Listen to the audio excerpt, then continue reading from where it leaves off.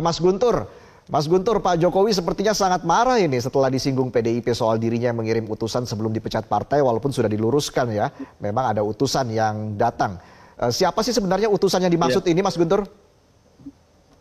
Ya, sebenarnya yang bisa memberikan komentar itu kan Bang Deddy yang menyampaikan hal tersebut ya. Ya, tapi ya bolehlah saya mau sedikit cerita ya. Kalau Pak Silakan. Jokowi marah itu tersinggung ya jangan-jangan benar gitu kan. Tapi gini, kalau kita kembali ke pernyataannya Bang Deddy, itu kan tidak menyebut utusan Jokowi. Tapi ada utusan ya, yang meminta, salah satu permintaannya itu adalah jangan memecat Jokowi, bukan utusan Jokowi.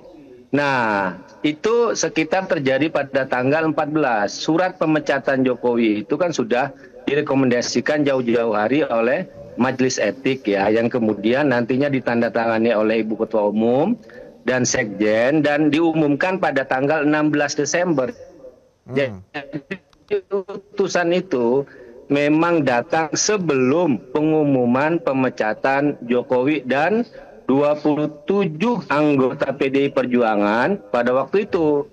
Nah, kemudian apa ini harus disampaikan karena bagi kami itu yakin bahwa penetapan tersangka Sekjen PDI Perjuangan Mas Hasto itu secara sekuensi waktu, secara urutan waktu memang terkait dengan persoalan tersebut. Seperti saya sampaikan tadi, tanggal 16 diumumkan pemecatan Jokowi dan 27 anggota kader lainnya.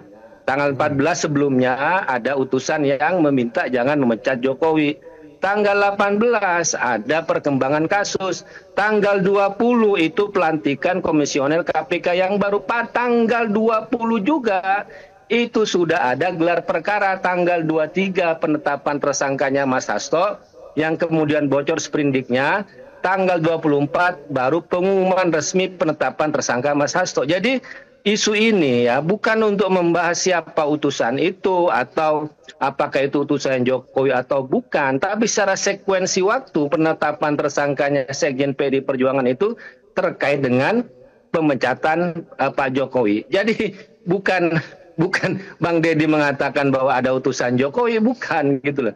Nah, terkait siapa yang utusan itu ya, Bang Deddy sudah menawarkan. Silakan kalau mau disampaikan secara langsung ya. Tapi bagi kami bahwa kasus Sekjen PDI Perjuangan lebih kepada kasus politik ya, karena terkait dengan background ya kasus ini dan juga latar belakang kenapa misalnya Hasto Kristianto ditarget karena memang bersuara keras terhadap Jokowi dan keluarganya. Jadi seperti itu, Mas. Oke, langsung saya minta tanggapan Mas Andi nih. Jadi kalau dari respon Jokowi mania seperti apa?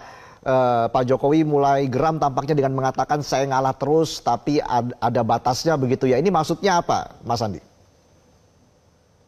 Ya, terima kasih Mas Reza. Saya ingin mengucapkan selamat berbuka kepada pemirsa Metro TV yang menjalankan ibadah puasa pada hari ini. Semoga amal ibadah kita diterima oleh Allah Subhanahu wa taala. Baik, Mas Reza. Amin. Kalau kita melihat ya, selama ini kegaduhan-kegaduhan itu selalu tuh munculnya tuh dari ya kalau nggak Pak Hasto ya enggak dari Sitorus ini kalau kita lihat ya. Jadi kalau kita bisa membaca kalau katakanlah utusan ya ini kan kita bisa melihat ya selalu ada statement-statement dari Deddy Sitorus, Pak Deddy Sitorus itu kan selalu itu adalah bagaimana mendiskreditkan, bagaimana ya quote unquote seperti fitnah kepada Pak Jokowi. Dan kalau kemarin pernyataan beliau itu adalah sudah merupakan klimaks beliau gitu. Karena selama ini beliau itu selalu dihina, difitnah dan sebagainya. Dan ini sudah merupakan yang katakanlah sudah klimaks bahwa dia ini harus bertindak kalau hal-hal ini akan terjadi terus.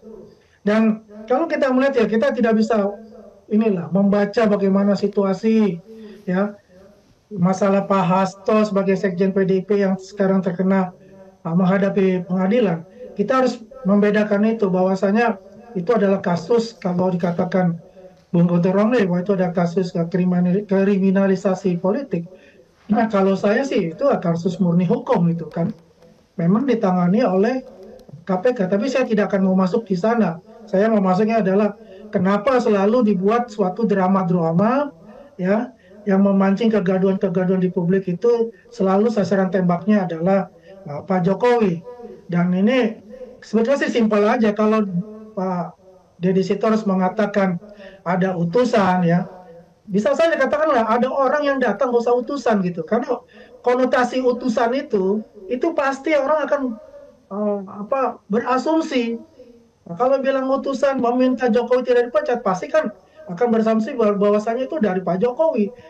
Tidak usah mengatakan bahwa utusan, katakan aja ada orang datang yang meminta. Ya mungkin kalau bicara itu adalah oknum, bukan jadi mengarah kepada orang yang paling lagi berkuasa pada saat itu. Jadi kalau kita lihat selama ini apa yang terjadi adalah ya banyak sekali drama-drama diciptakan ya untuk bisa membuat suatu ya mungkin kegaduhan-kegaduhan untuk pengalihan isu dari kasusnya Pak Hasim, bisa saja seperti itu. Oke. Begitu Mas Reza. Baik.